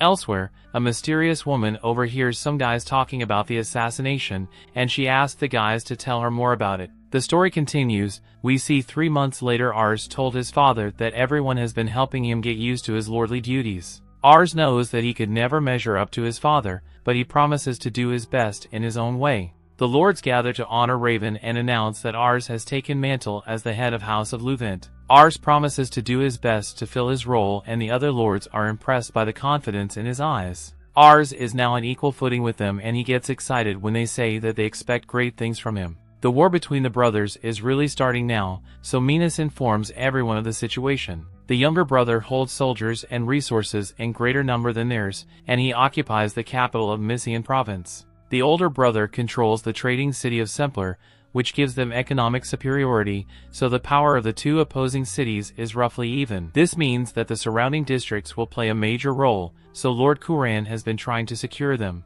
The problem is that one domain is refusing to cooperate. The domain is called Parena, and their location is right in the middle of an important route that they need for running supplies to the front line. They were hoping to avoid any pointless fighting, but this right is vital, so they decide to conquer Parena. Just then Ars shocks everyone when he requests that they allow him to try something first. A look back shows that Roselle became suspicious of the way the enemy army was moving. Ritsu agreed with him, but they weren't sure about what was wrong. What they did know was that attacking without knowing would be really bad, so they decided to gather information first. To do this, Ritsu recommended a mercenary group called Shadow. They specialize in gathering intel, and rumor says that they're fittingly good at it. They all agreed, so Roselle asked Ars to bring it up at the next meeting. Ars now explains to the lords how strange it is that the enemy doesn't back down, despite being surrounded by enemies. Ars does some convincing, so he's given time to investigate the situation. Afterwards, our group goes to see Charlotte orphans that have all grown up. Ars has had an orphanage built, and he made sure that Charlotte's kids were accepted into it.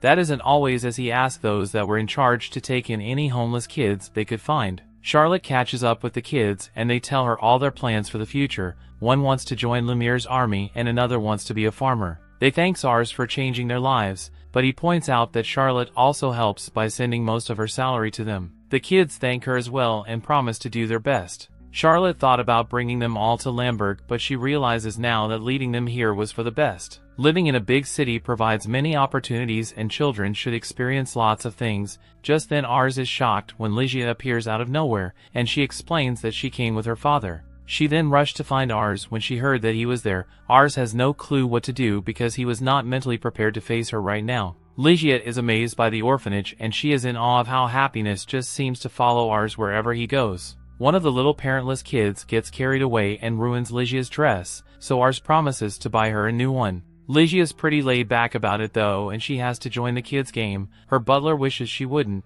but Ars admires her for it. That night, Ars explains Ritsu will be getting him in touch with the mercenary group called Shadow. If they agree to meet with him, then Ars was just going to negotiate with them about a job. Ligia would like to accompany him, but Ars points out that it could be dangerous. Ligia casually points out Ars will have his back up with him, and she is sure that Ritsu will be able to protect them. Ars gives in and explains that he will go get her if the mercenaries agree to meet with him, but Ars was shocked when Ligia reveals that she will be staying with them.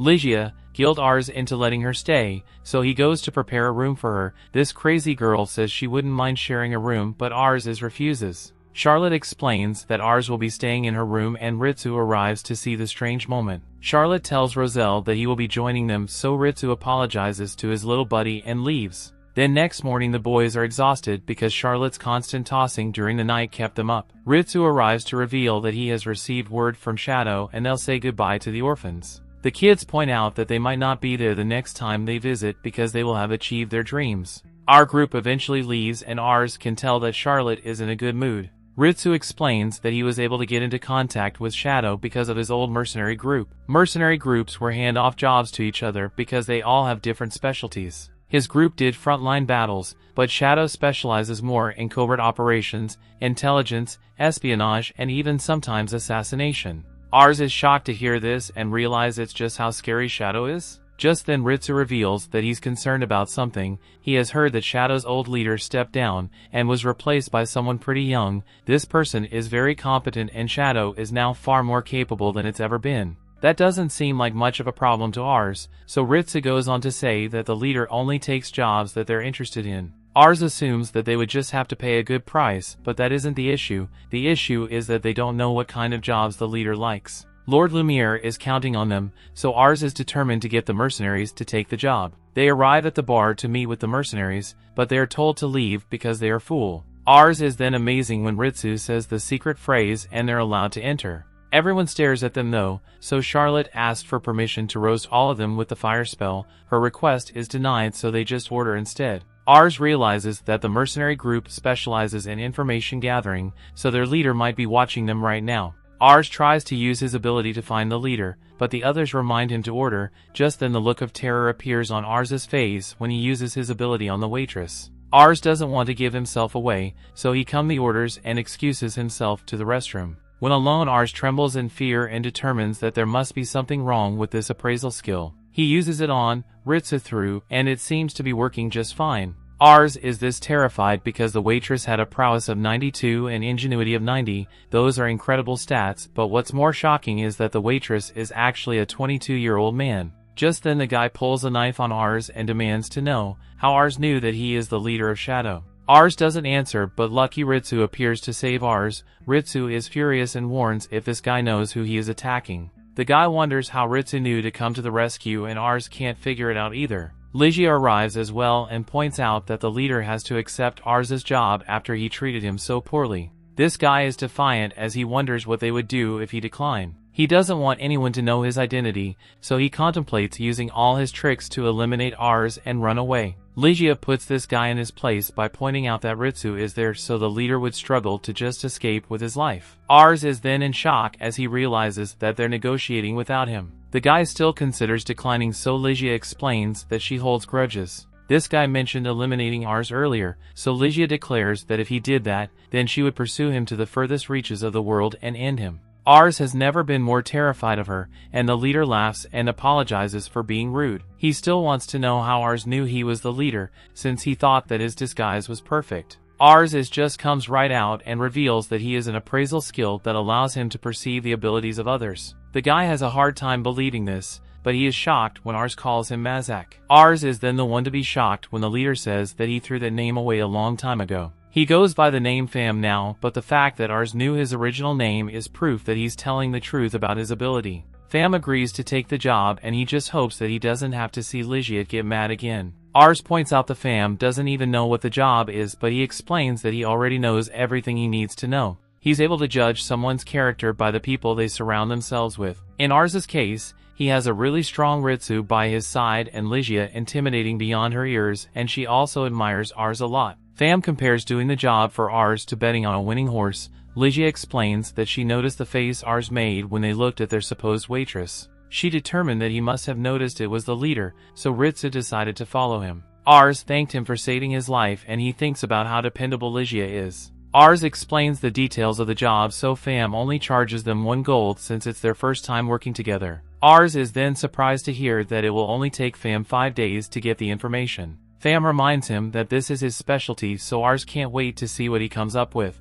The story continues. We see Charlotte eating the food and our trio return to them. Ars explained that they ran into the shadow leader. Charlotte is glad to hear that he accepted the request and she would like to meet the leader one day. Just then Pham turns as their waitress and gives Charlotte some pancakes on the house. Ars is this amazed by his presence since he never would have guessed he would shadow as a leader if he didn't see his stats. 5 days later, Ars meets with Pham, who's all alone because the other members of Shadow are out on a mission. Ars are shocked to hear that Pham handled Ars's investigation on his own, and he realizes that Pham's incredible skill is what makes him Shadow's leader. Ars is glad to hear that the mission was a complete success, but can only wonder how Pham did it so quickly. Unfortunately, that's a trade secret, but Pham has a lot to tell him. The reason why the Perena district won side with Kuran is because they're part of a pack. A document Pham has obtained shows the signatures of all the nobles who have sided with Lord Vasmark. Just then Ritsu is shocked when he recognizes one of the signatures and its seal. It belongs to the Masa district, which has a large population.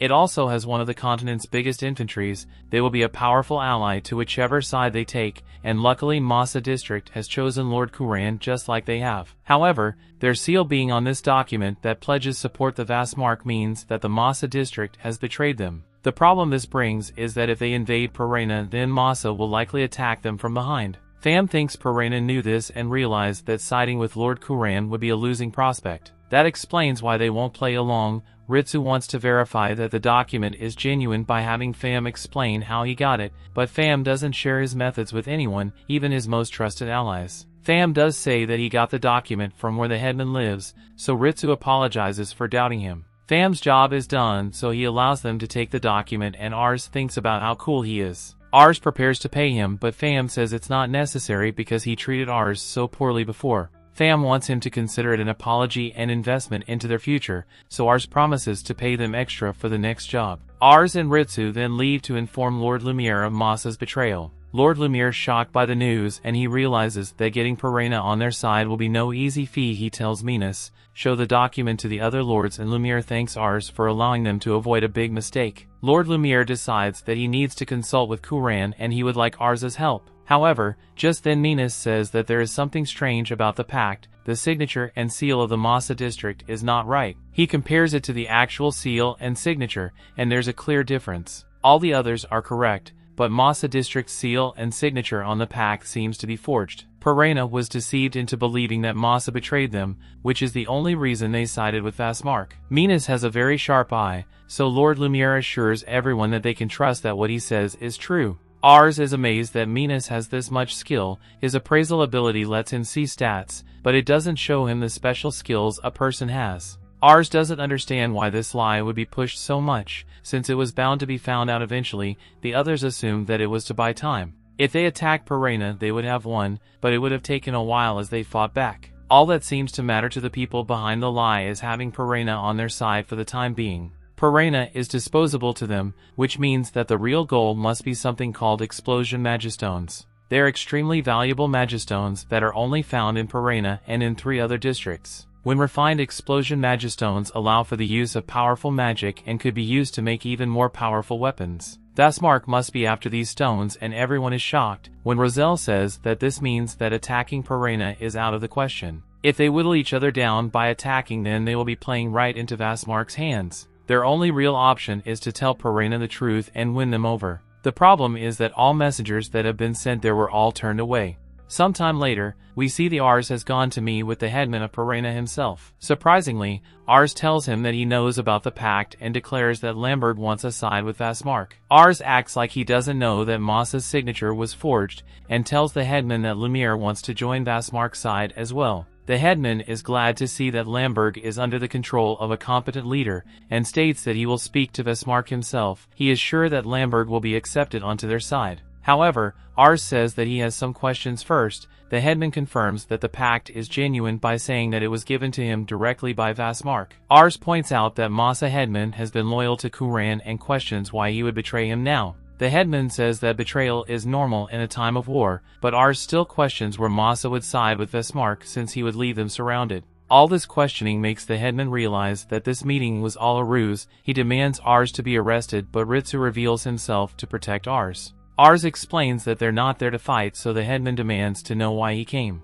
Ars then shocks everyone when he reveals that he bought the headman of Masa to explain himself. A look back shows that this is all Roselle's idea. They showed the document to the Masa headman and he was shocked as he never signed the pact. Ars requested that the headman write a letter for him to take to the Perena headman, but this guy was furious. He's upset that someone forged the Masa seal, and he declared that he would visit Perena headman and reveal the truth himself. He does just that and declares that he has served Lord Kuran from the beginning, so he will continue to do so until the end. Knowing this information, he wonders if Perena will still side with Vastmark. The Perena headman would like to side with Kuran after finding out the truth, but he wonders if Kuran will really take them back. The Masa headman can't be sure, but he does know that his Masa district has a huge population. He has a lot of people to protect, and he is sure that the Perena headman feels the same way about his people. The problem he has is that the Perena headman was fooled so easily and didn't investigate the legitimacy of the pact. Ars is amazed by the Masa headman's commanding presence and realizes that he must rise to his level. The headman credits Ars for bringing light to this situation, so he leaves the decision of whether or not to accept Perena to him. Ars acknowledges that the guy was easily fooled, but Ars doesn't want to cut anyone out for a single mistake.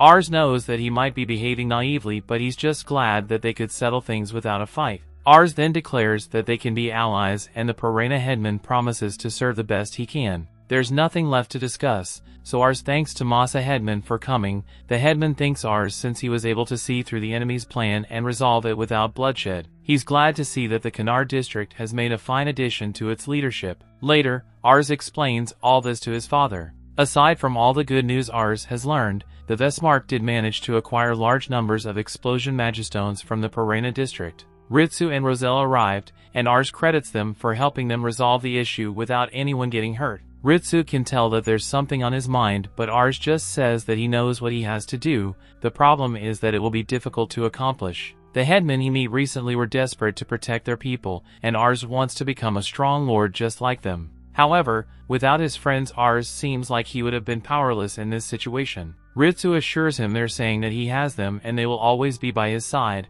All Ars needs to do is what he feels is right. Just then Ars is told that Lord Lumiere has arrived at Raven's grave. Lord Lumiere apologizes for not visiting sooner and tells Raven that Lord Kuran would like to meet with Ars. Ars is shocked to hear this, since he's just a leader of a tiny territory and Lord Kuran is a big shot. Ars thinks he is unworthy, but Lord Lumiere explains that he informed Lord Kuran about the recent incident and he has taken an interest in Ars. Ars accepts the decision and plans to prepare himself for whenever that day might come. He is of course shocked when Lord Lumiere reveals that he will be going to meet Lord Kuran right now. Ars thinks it's too sudden, but his friends encourage him and point out that this is a great opportunity for him to move up in the world. They give us some confidence, so he declares that he's ready to go.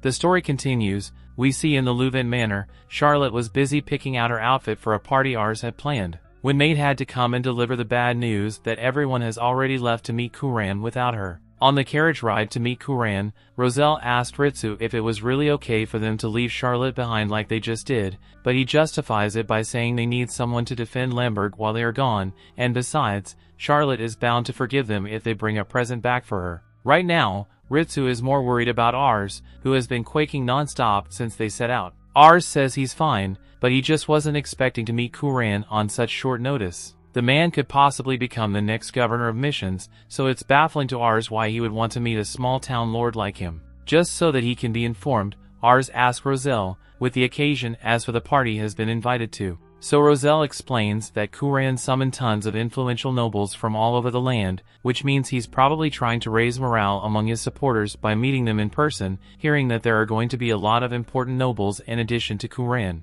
Ars starts feeling worse about this whole thing, but it's too late to back out now as they already arrived. Ars and the others look out the window and are amazed by how beautiful the trading city looks, making Ars realize that he needs to put a lot of work if he plans to turn Lemberg into a place as beautiful as this. Ritsu suggests that today's banquet might be the perfect opportunity for Ars to establish a good reputation among the elites, and Ars agrees to do his best toward that end. As they reach Sempler Castle, all the guests began filling halls, but Ars notices that all eyes seem to be on him for some reason. None of them recognize Ars, so they think it's a bit out of place for a kid to be here on his own, and Ars is getting self-conscious about it. He soon spots a familiar face, though, and sees Lumiere across the hall while he's being treated by the other nobles. Lumiere notices Ars and tells them to join them since he's a lord as well, so Ars comes over and Lumiere introduces him to the other lords as the new lord of Lemberg. A moment later trumpets down to announce the arrival of Kuran, so everyone bow their heads in anticipation of his arrival. Kuran enters the room and tells them that they can raise their heads,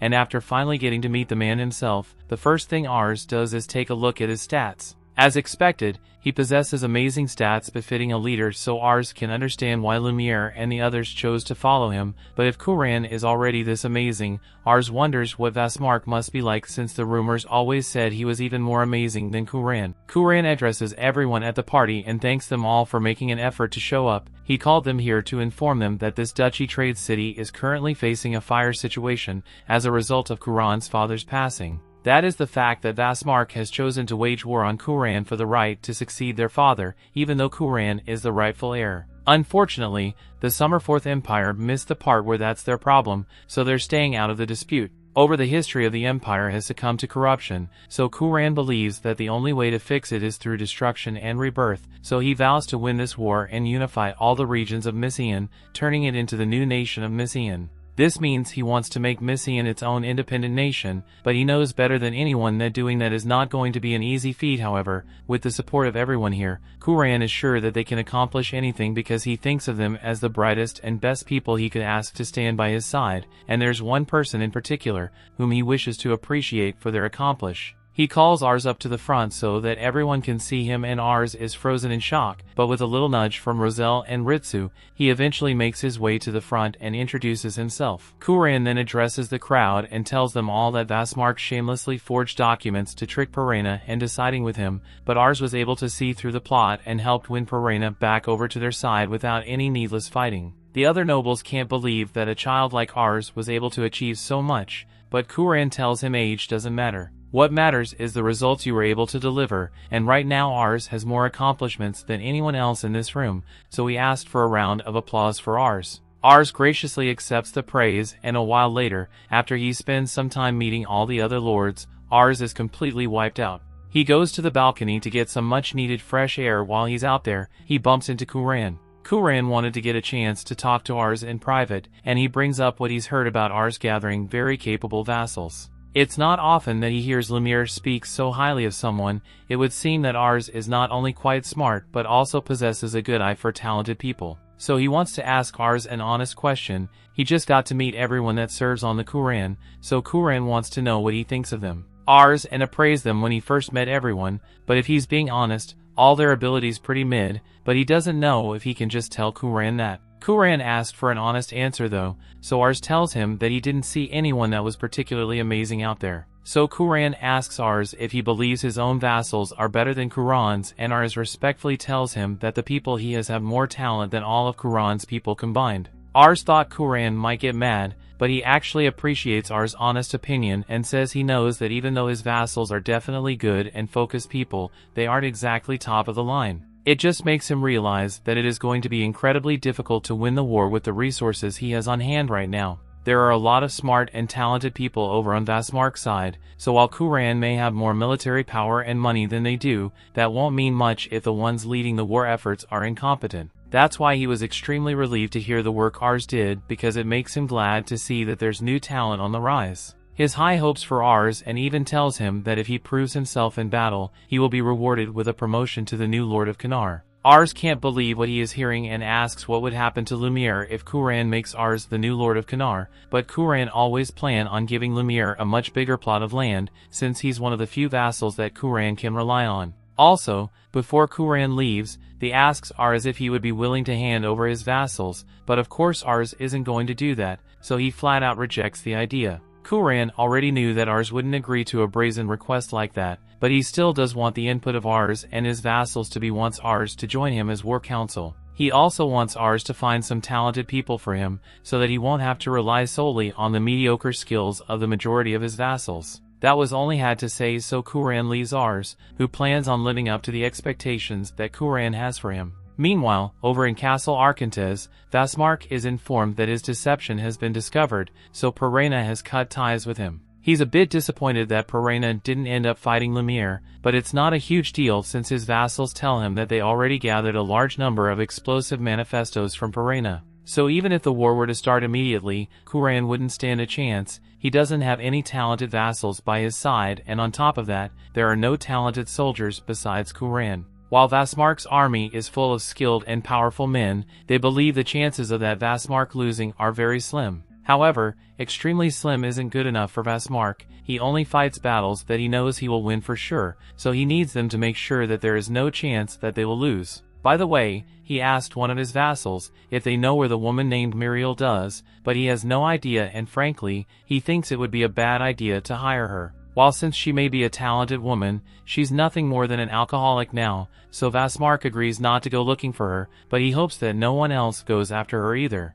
Ars returns to Lemberg with the others a few days later, and they inform Charlotte of everything that happened, including the fact that Kuran wants them to join the next War Council meeting. Kuran also wants Ars to help him find some more talented people, but the original way Ars used to find people won't exactly work now since he doesn't have time to go searching by himself, so Ritsu suggests that they entrust the job to Pham. Ars thinks is a great idea, so they set up a meeting and Pham agrees to do it, but he tells Ars he doesn't want to be held accountable if he ends up finding someone that is incompetent, since he doesn't have an appraisal skill like he does. Ars says there will be no consequences if Pham fails, but he ends up finding someone that is truly worthwhile, then Ars will give him a bonus of 20 gold coins. Pham promises to give it his best shot, so Ars and Reeds leave the bar and return to the others. However, along the way Ars gets bumped into by a drunk woman, so he ends up falling over. The woman helps him back up and apologizes, so Ars tells her he's fine and she stumbles away. She ends up stumbling in a famous bar while he's still setting up, and she immediately starts asking for a job here. One of Pham's people comes out of the back and recognizes the woman as Muriel, and he clearly isn't happy to see her here. Pham asks how he knows Muriel, so Guy explains that they used to drink together in rural bars a while back. Muriel doesn't really remember him, but since he says he knows her, she asked him to help her out with the job, since she's flat broke and doesn't have anywhere to stay. The guy refuses because she still owes him a ton of money from when they last saw each other, but Pham steps in and under his waitress persona, he says he will be happy to have her work here. The guy asked Pham what he's thinking by hiring her, since she's clearly a drunkard, but Pham thinks she may be an interesting person, so he'll handle it. As expected, Muriel is terrible at the job, but Pham lets it slide since he didn't hire her for her waitress skills. Once they close for the day, he sits down with Muriel and asks her what she's done with her life up till now, so she explains that she's a wanderer, so she goes from one place to another, drinking good alcohol along the way. Pham then asks what she used to do before she became a wanderer, but Muriel tells Pham that it's rude for a man to ask about a woman's past. Pham doesn't understand how she could figure out that he's in a disguise, so asks why she thinks he's a man, and Muriel explains that he just looks like a man to her,